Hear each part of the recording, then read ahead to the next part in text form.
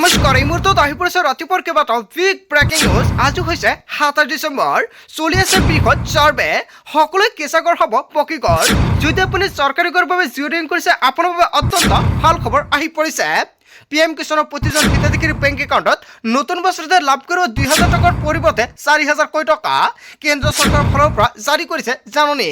আত্মীয় গোটৰ প্ৰতিজন মহিলাক ১০০০০ টকাৰ চেক প্ৰদান কৰিছে মুখ্যমন্ত্ৰী হিমন্ত বিশ্ব শৰ্মাই। নতুন বছৰত লাভ কৰিব ২৫০০০ টকা। ৰেচন কাৰ্ড থাকিলে কেইবাটাও নতুন নিয়ম সলনি হৈছে। যদি আপোনাৰ ৰেচন কাৰ্ড আছে, আপোনাৰ বাবে ডাঙৰ খবৰ। ১ জানুৱাৰীৰ পৰা ৰাজ্যত কেইবাটাও নতুন নিয়ম সলনি হ'ব, নাজানিলে বিপদ। লগতে কেইবাটাও ৰাজনৈতিক খবৰৰ লগতে অৰাজনৈতিক খবৰ যুগুত কৰা হৈছে আজিৰ দিনটোত। গোটেই অসম তথা ভাৰতৰ বিভিন্ন প্ৰান্তৰ পৰা যুগুত হৈছে কেইবাটাও ডাঙৰ খবৰ। এনেবোৰ খবৰ নিতৌ পাই থাকিবলৈ চেনেলটি ছাবস্ক্ৰাইব কৰি ভিডিঅ'ত এটা লাইক কৰিবলৈ নাপাহৰিব। আজিৰ আমাৰ প্ৰথম খুবেই গুৰুত্বপূৰ্ণ খবৰ হৈছে অসমবাসীৰ বাবে এটা ডাঙৰ খবৰ। চলি আছে বৃহৎ চাৰ্ভে, সকলোৱে কেঁচাগড় হ'ব পকীগড়। আপুনি চৰকাৰী গড়ৰ বাবে জিঅ' টেকিং কৰিছে নেকি? তেন্তে আপোনাৰ বাবে অত্যন্ত ভাল খবৰ। জীৱিকাসখীয়ে অনিয়ম কৰিছে নেকি আপোনাৰ লগত? তেন্তে আপুনি এতিয়াই দিয়ক অভিযোগ। চৰকাৰৰ ফালৰ পৰা গ্ৰহণ কৰিছে বিশেষ ব্যৱস্থা। জীৱিকাসখীয়ে যেতিয়া ঘৰে ঘৰে গৈ জিঅ' টেকিং কৰিছে, তেতিয়া আপোনাৰ ঘৰত জিঅ' টেকিং কৰা নাই নেকি? যদি আপুনি দুখীয়া আছিলে, আপোনাৰ নামটো অন্তৰ্ভুক্ত কৰা নাই, তেন্তে জীৱিকাসখীয়ে পৰিব ভয়ংকৰ বিপদত। ইচ্ছাকৃতভাৱে কোনো জীৱিকাসখীয়ে যদি নাম এণ্ট্ৰি নকৰিলে, তেনে ক্ষেত্ৰত চৰকাৰ ল'ব একশ্যন। চৰকাৰে কেইবাটাও গুৰুত্বপূৰ্ণ সিদ্ধান্ত গ্ৰহণ কৰিছে। ব্যৱস্থা লোৱা হ'ব জীৱিকাসখীৰ বিৰুদ্ধে। চৰকাৰে নতুনকৈ আৰম্ভ কৰিছে চাৰ্ভে। আপোনাৰ গাঁও বা অঞ্চলত চৰকাৰী গড়ৰ চাৰ্ভে হৈ আছে নেকি? যদি আপুনি এতিয়ালৈকে KYC কৰা নাই, অতি শীঘ্ৰে KYC কৰক। অন্যথা জিঅ' টেকিং কৰা থাকিলেও আপুনি চৰকাৰী গড় নাপাব। চৰকাৰী গড় নতুনকৈ পুনৰ KYC হৈ আছে। যদি আপুনি এতিয়ালৈকে কৰা নাই, অতি শীঘ্ৰে কৰাই ৰাখক। পঞ্চায়তৰ প্ৰতিনিধিয়ে ঘৰে ঘৰে গৈ নতুনকৈ কৰি আছে KYCৰ কাম। যদি আপোনাৰ গাঁও বা অঞ্চলত এতিয়ালৈকে জিঅ' টেকিং হোৱা নাই, তেনে ক্ষেত্ৰত আপোনাৰ বাবে ডাঙৰ খবৰ। কেঁচাগড়ত থকা দুখীয়া লোকক দিয়া হ'ব বিনামূলীয়াকৈ চৰকাৰী গড়। কোনো লোক আৰু কেঁচাগড়ত থাকিব নালাগে, প্ৰতিশ্ৰুতি চৰকাৰৰ। সদনত ডাঙৰ ঘোষণা কৰিছে মন্ত্ৰী ৰঞ্জিত কুমাৰ দাসে। আপোনাৰ গাঁও বা অঞ্চলত দুখীয়া মানুহ আছে নেকি? যদি দুখীয়া মানুহক বাদ দি ধনীসকলে জিঅ' টেকিং কৰিছে, তেনে ক্ষেত্ৰত আপোনাৰ গাঁও বা অঞ্চলত যদি এনেকুৱাকৈ ঘটনা সংঘটিত হৈছে, এতিয়া আপুনি কমেণ্ট কৰি জনাই দিয়ক। লগতে আপুনি দিয়ক অভিযোগ, লগে লগে চৰকাৰে ল'ব ব্যৱস্থা। চৰকাৰী গড়ক লৈ কেইবাটাও গুৰুত্বপূৰ্ণ সিদ্ধান্ত গ্ৰহণ কৰিছে সদনত। যদি আপুনি চৰকাৰী গড়ৰ বাবে জিঅ' টেকিং কৰিছে, চৰকাৰী গড়ৰ টকা কেতিয়া লাভ কৰিব? বহুতে কমেণ্ট কৰি আছে। যদি আপুনি চৰকাৰী গড়ৰ বাবে জিঅ' টেকিং কৰিছে, এতিয়া চৰকাৰে নতুন এখন তালিকা প্ৰস্তুত কৰিব। তালিকাত নাম থাকিলে আপোনাৰ একাউণ্টত চৰকাৰী গড় টকা সোমাব। আৰু চৰকাৰী গড়ৰ টকা কেতিয়া প্ৰদান কৰিব? নিৰ্বাচনৰ পূৰ্বে চৰকাৰী গড়ৰ টকা সোমাব পাৰে। যেতিয়াই চৰকাৰে চৰকাৰী গড়ৰ টকা দিয়াৰ ডেটটো ঘোষণা কৰিব, নিশ্চয় জানিব পাৰিব এইটো চেনেলৰ জৰিয়তে। সেয়েহে আজিৰ ভিডিঅ'টো যিমান পাৰে সকলোৱে বেছি বেছিকৈ শ্বেয়াৰ কৰাৰ লগতে চেনেলটি ছাবস্ক্ৰাইব কৰি ৰাখিব। ১ জানুৱাৰীৰ পৰা দেশত সলনি হ'ব কেইবাটাও নতুন নিয়ম, নাজানিলে আপুনি পৰিব ভয়ংকৰ বিপদৰ সন্মুখীনত। UPI ব্যৱহাৰকাৰীৰ বাবে ডাঙৰ পৰিৱৰ্তন আহিব পাৰে। আপুনি UPIৰ জৰিয়তে লেনদেন কৰে নেকি? বেংকৰ ৰেকৰ্ডৰ পৰা আঁতৰাই দিয়া হ'ব UPI ID। দীৰ্ঘদিন ধৰি সক্ৰিয় নথকা মোবাইল নম্বৰৰ সৈতে লিংক থকা একাউণ্টৰ পৰা কৰ্তন হ'ব UPI ID। ১২ লাখ টকা পৰ্যন্ত উপাৰ্জন কৰা ব্যক্তিয়ে কৰৰ পৰা লাভ কৰিব ৰেহাই। ৰন্ধন গেছৰ চিলিণ্ডাৰৰ দাম কমাৰ সম্ভাৱনা। আপোনাৰ ঘৰত ৰন্ধন গেছ আছে নেকি? ঘৰুৱা আৰু বাণিজ্যিক দুয়োটা চিলিণ্ডাৰতে কমিব পাৰে মূল্য।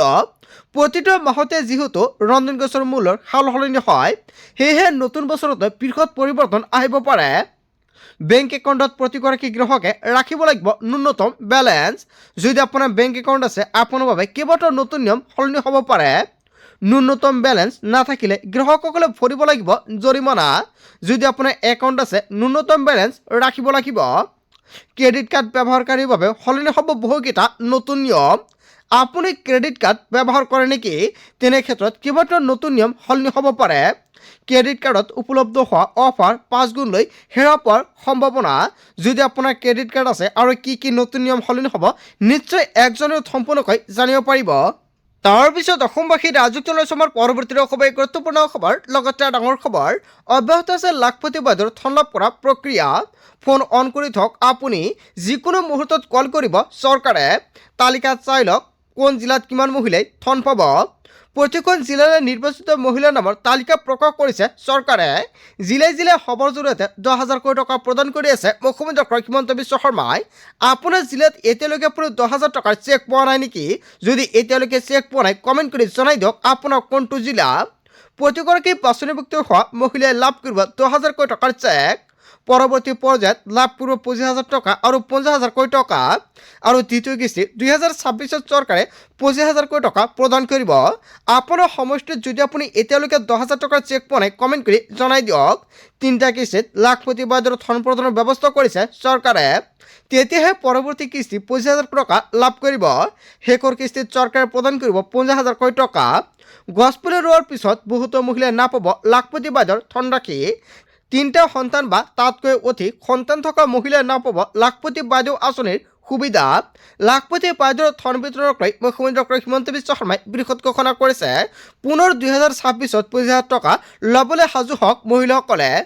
তাৰ পিছত অসমবাসী ৰাজুক জনাইছে আমাৰ পৰৱৰ্তী অসমৰ গুৰুত্বপূৰ্ণ খবৰ। লগতে ডাঙৰ খবৰ, অসমৰ বাংলাদেশী সমস্যাক লৈ অসমৰ মুখ্যমন্ত্ৰী ডক্টৰ হিমন্ত বিশ্ব শৰ্মাই মহা বিস্ফোৰণ মন্তব্য কৰিছে। শীঘ্ৰেই বাংলাদেশ হ'বলৈ গৈ আছে অসম। মাত্ৰ 10% জনসংখ্যা বৃদ্ধি হ'লে অসম হৈ পৰিব বাংলাদেশ। অসমৰ পৰিস্থিতি লৈ গভীৰ উদ্বেগ প্ৰকাশ কৰিছে মুখ্যমন্ত্ৰী ডক্টৰ হিমন্ত বিশ্ব শৰ্মাই।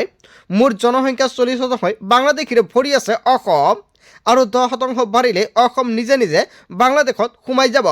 এই সমস্যাৰ বাবে মই 5 বছৰ চিঞৰি আছোঁ। তথ্য দিলোঁ, আপোনালোকে কিদৰে বিবেচনা কৰে সেয়া আপোনালোকৰ সিদ্ধান্ত। অসমৰ মুখ্যমন্ত্ৰী ডক্টৰ হিমন্ত বিশ্ব শৰ্মাৰ বৃহৎ ঘোষণা। উত্তৰ পূৰ্বাঞ্চল অসমক বাংলাদেশত অন্তৰ্ভুক্তৰ বিশেষ লৈ মন্তব্য কৰিছে। বাংলাদেশী মূলৰ মানুহক যিয়ে ভাড়া দিয়ে তেওঁলোকক প্ৰশ্ন কৰিব লাগিব। ৰাজহুৱাভাৱে এনেকুৱাকৈ মুখ্যমন্ত্ৰী ডক্টৰ হিমন্ত বিশ্ব শৰ্মাই বিস্ফোৰণ মন্তব্য কৰিছে। হয়, অসমৰ মুখ্যমন্ত্ৰী ডক্টৰ হিমন্ত বিশ্ব শৰ্মাই যিটো বিস্ফোৰক মন্তব্য কৰিছে, জনতাই কি ক'ব? যদি জনতাৰ কিবা মন্তব্য কৰিব লগা থাকে আপোনালোকৰ মন্তব্যটো নিশ্চয় কমেণ্ট কৰি জনাই দিব। তাৰপিছত অসমবাসী ৰাজুক জনাইছে আমাৰ পৰৱৰ্তী অসমৰ গুৰুত্বপূৰ্ণ খবৰ। লগতে ডাঙৰ খবৰ, চাকৰি প্ৰত্যাশী যুৱক যুৱতীলৈ ভাল খবৰ আহি পৰিছে। ৰাজ্যৰ নিবনুৱাক পুনৰ লাভ কৰিব চৰকাৰী চাকৰি। মুখ্যমন্ত্ৰী ডক্টৰ হিমন্ত বিশ্ব শৰ্মাই ডাঙৰ মন্তব্য কৰিলে।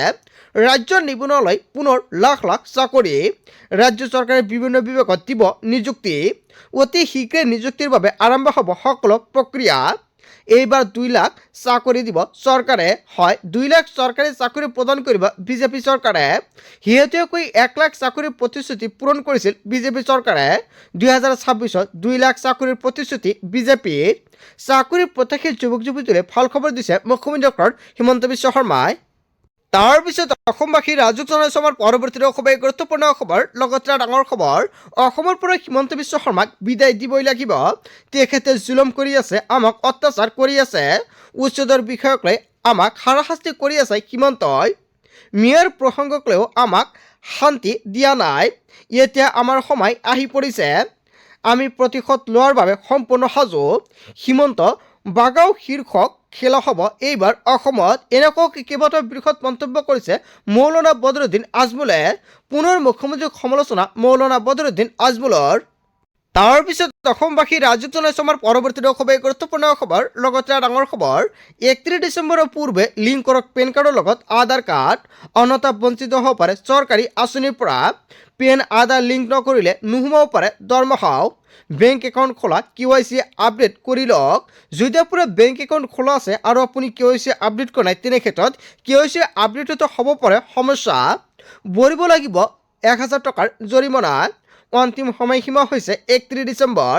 মাজত মাত্ৰ কেইটাদিনমান বাকী আছে। লিংক নকৰিলে বিকল হৈ পৰিব পাৰে আপোনাৰ পেন কাৰ্ড আৰু আধাৰ কাৰ্ড। আয়কৰ বিভাগৰ ই-ফিলিং পৰ্টেলত গৈ লিংক কৰক। 31 ডিচেম্বৰৰ পূৰ্বে লিংক কৰক পেন কাৰ্ডৰ লগত আধাৰ কাৰ্ড।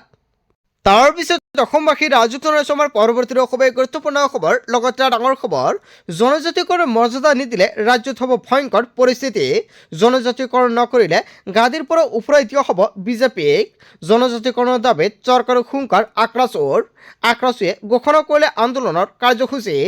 অহা 3 ডিচেম্বৰত শ্ৰীৰামপুৰ ৰাষ্ট্ৰীয় ঘাইপথ অৱৰোধৰ কাৰ্যসূচী গ্ৰহণ কৰিব আৰু 6 জানুৱাৰীত ছাগলীয়া ৰাষ্ট্ৰীয় ঘাইপথ অৱৰোধৰ কাৰ্যসূচী। আৰু অহা 10 আৰু 11 জুলাইত ৰেলপথ অৱৰোধৰ কাৰ্যসূচী মন্তব্য কৰিছে আক্ৰমণ নেতা প্ৰদীপ ৰয়ৰ। হয়, এটা বিগ ব্ৰেকিং নিউজ আহি পৰিছে। ইয়াৰ বিষয়ত জনতাই কি ক'ব? যদি জনতাৰ কিবা মন্তব্য কৰিব লগা থাকে আপোনালোকৰ মন্তব্যটো নিশ্চয় কমেণ্ট কৰি জনাই দিব। বন্ধু বান্ধৱীসকল, গোটেই অসম তথা ভাৰতৰ বিভিন্ন প্ৰান্তৰ পৰা যুগুত হৈছে কেইবাটাও ডাঙৰ খবৰ। এনেবোৰ খবৰ নিতৌ পাই থাকিবলৈ চেনেলটি ছাবস্ক্ৰাইব কৰি ভিডিঅ'ত এটা লাইক কৰিবলৈ নাপাহৰিব। So thank you for watching full video.